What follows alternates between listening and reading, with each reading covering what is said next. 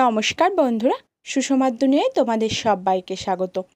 আজ আমি তোমাদের বানিয়ে দেখাবো বড় একটা কাঁঠাল বা এঁচোড়ও বলতে পারো। সেজন্য প্রথমে তোমাদের ডাইস দেখিয়ে দিলাম।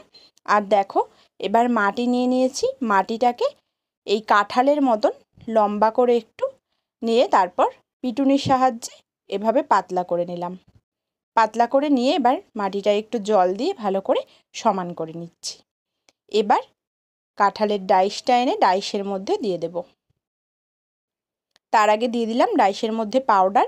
এই পাউডারটা হলো দিতেই হয়, তাহলে কি হয় বলো তো, তাড়াতাড়ি উঠে যায়। আর এটা কিন্তু অনেকটাই বড় কাঁঠালটা, এটা ঘট হবে, ঠিক আছে? ওই জন্য বানাচ্ছি। দেখো, যে ঘটে আমরা পয়সা রাখি সেই ঘট।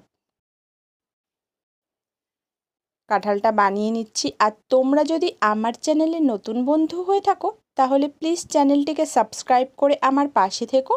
আর ভিডিওর পাশে বেল আইকন রয়েছে, সেটা প্রেস করে রেখো। তাহলে যখনই আমি নতুন ভিডিও শেয়ার করব সবার প্রথমে নোটিফিকেশান তোমার কাছে পৌঁছে যাবে। দেখো, আমি কাঁঠালটা বানিয়ে নিচ্ছি। আর আমার ভিডিওগুলো যদি তোমাদের ভালো লাগে, লাইক কমেন্ট শেয়ার করতে একদম ভুলো না। আর কমেন্টে জানিও কেমন লাগে আমার এই ফল বানানোর ভিডিওগুলো। তোমরা যদি লাইক করো, কমেন্ট করো, তাহলে কিন্তু আমি ভিডিও বানাতে অনেক উৎসাহিত বোধ করি। দেখো, এঁচোড়টা আমি বানিয়ে নিচ্ছি। এবার বাড়তি মাটিটা কেটে বাদ দিয়ে দিলাম। এবার এটা তুলে নেব।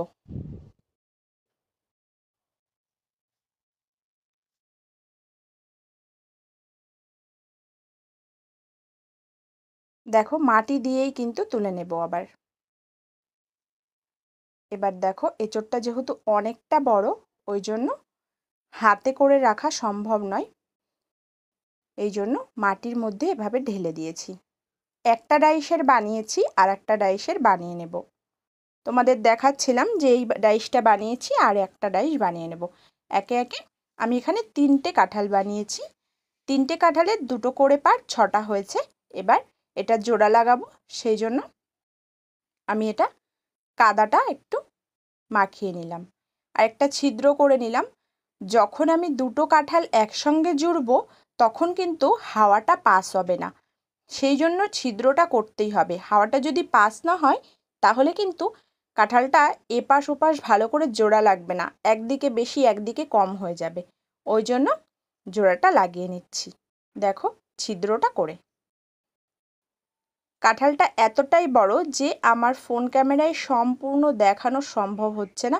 মানে একটা অংশ দেখতে পাচ্ছ তো আর একটা অংশ দেখতে পাচ্ছ না, এরকমই হচ্ছে।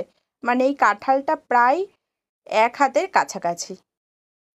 মানে 1 হাত বলতে আমাদের হাত মুঠ করে কুনুই থেকে 1 হাত যতটা, অতটাই বড় এই কাঁঠালটা। তারপর দেখো, কাঁঠালটা যখন এই জোড়ার মুখটা বেশ শক্ত হয়ে গেছে তখন ছেলে নিলাম। আর এখানে একটা ঘট কেটে দিলাম পয়সা রাখার জন্য।